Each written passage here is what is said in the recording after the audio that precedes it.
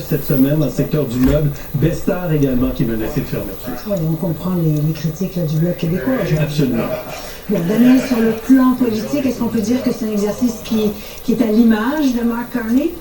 Complètement, Céline. C'est la continuité, en fait, du budget de l'automne dernier, une façon de faire le pont sur la suite des choses. C'est comme si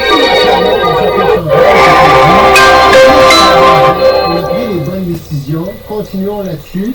Gérald le disait à juste titre, c'est une mise à jour économique, c'est pas un énoncé, c'est surtout pas un mini-budget, c'est un document prudent, discipliné, c'est le terme que François-Philippe Champagne a utilisé aujourd'hui, dans un contexte un peu particulier, à cause des tensions en Iran, tensions économiques avec les États-Unis aussi, un peu beaucoup à l'image de Mark Carney, budget d'un gouvernement surtout qui, un an après son élection, a les coups des franges, il est majoritaire, M. Carney.